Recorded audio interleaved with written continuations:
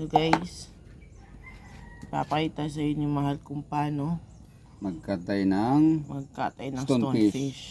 Una, babanlian natin tubig na mainit.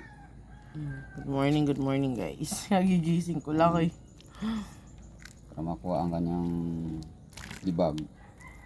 Okay, so ang delikado dyan guys, yan yung sa taas. Yan yung deadly. Yung tinik dito sa taas. Oo. Yung Venom. nag-iisa. So sobrang ingat lang kung paano to katain. At ito na. Tanggalin natin muna pala una yung tinik. Oo. Kailangan natin ng special tool. Something. Kasi dito yung binom niya. Ayun, venom. Matalsik na. Delikado kahit matalsikan ka lang ng venom na yan. Pag may sugat ka, masakit. Ay, ganun. Kung gusto nyo, balatan nyo siya. Akin kasi gusto ko yung may balat pa eh. Yung balat na. Kaya bang maglilinis ka? Bakit? Hindi ako maghawak nun man.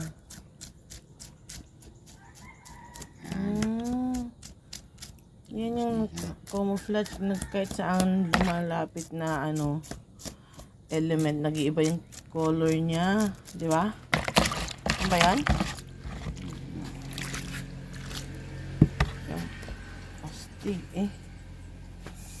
So, bigyan natin guys, gusto ng isa sa mga nakita ng huli ni Maal. So, ito yun. Linisin lang natin yan kasi may mga lumot-lumot. Kagigising ko lang. Ay, aga-aga kasi ni Mal magsipag. May sipag naman kayong balatan na lang siya. Pwede nyo na alisin yung balat. Pero masarap din yung balat niyan, Mal. Masarap balat dito.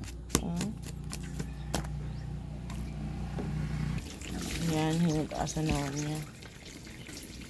Wala nang tinik dito. Dito lang talaga yung kanyang delikadong tinik. Taas. Yung sa gilid, hindi delikado yung tinik niya, Mal. Wala.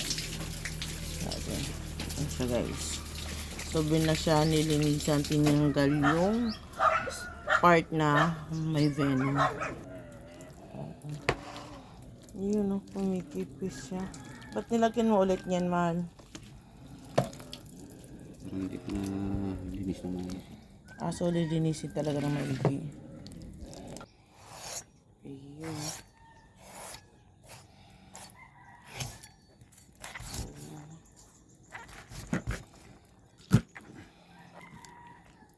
Panis.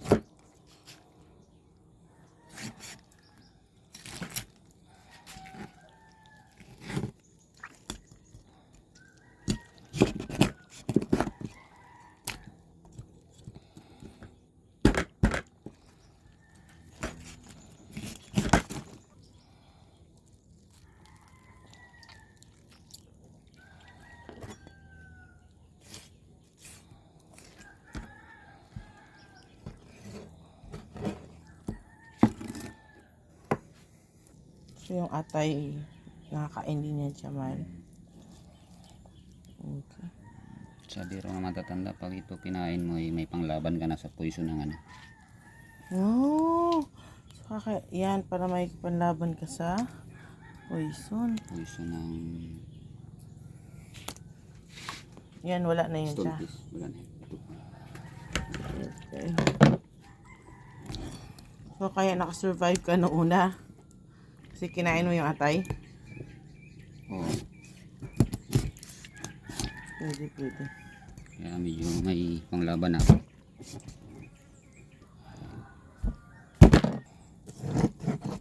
Pagkatapos nito, Mahal, anong luto ang gagawin mo dito? Adobuhin ko sa gata to.